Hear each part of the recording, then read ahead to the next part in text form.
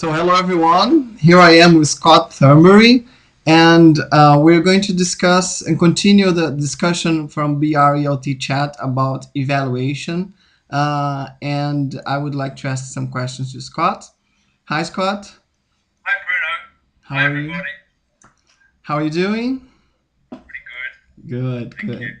So, last edition of BRELT chat, Scott, we were discussing about evaluation, continuous and summative. And one of my curiosities is how a dogma teacher would evaluate his students. Yeah, that's a good question. And it's one that I can't remember if we addressed it or not in Teaching Unplugged in the book, but my feeling was a dogma approach to evaluation would be very much giving the students the kind of the tools and the responsibility to evaluate themselves. But this has to be carefully structured. And I think what a dogma teacher would do would talk to would negotiate with the students at the beginning of the course what their criteria are by which they'd like to be evaluated at the end of the course or during the course, for that matter.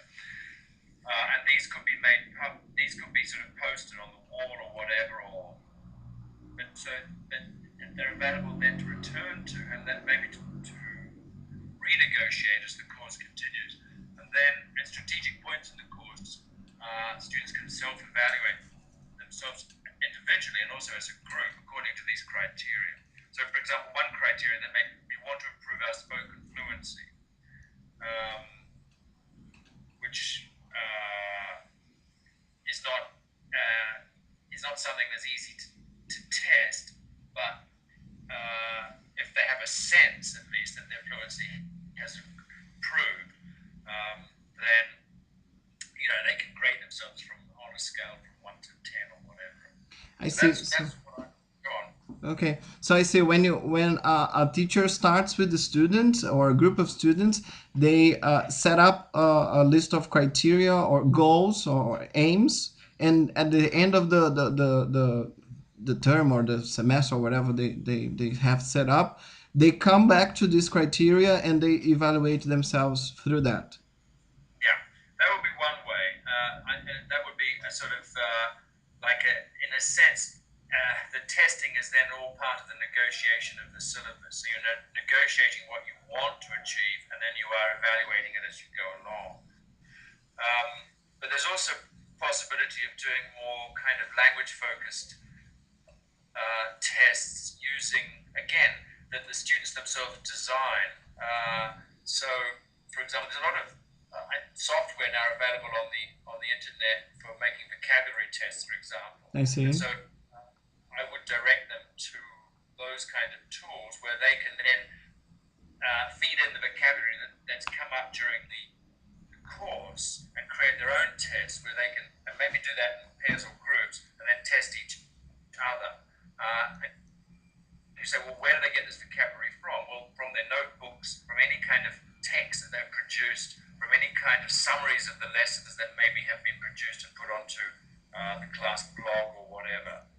But using all the output from the course to create language-focused tests would also be another way of doing it. But again, as I say, get the students to do the test because, I mean, apart from anything else, they learn a lot by going back over their notebooks, etc., looking for this vocabulary to use in the tests. Okay, so what the thing that students would use to get this material for evaluation would be their notes because the teaching unplugged system does not allow a material heavy kind of support.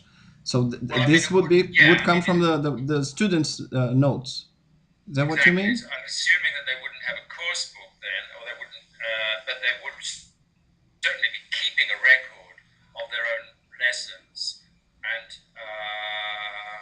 so that could become the material on which the tests, any kind of more formal language-focused tests, are based.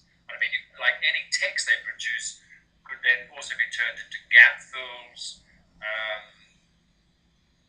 whatever. I mean, so we talk about more traditional tests, but the material, the content of those gap fills is the students themselves over the period of the course. Okay, I see. Now you solved my doubts. It was very interesting to hear from you, Scott. Thank you very much, and I hope you keep on joining us at BRELT Chat. It'd be a great pleasure, Bruno. Thanks for inviting me to talk to you. Okay, bye bye.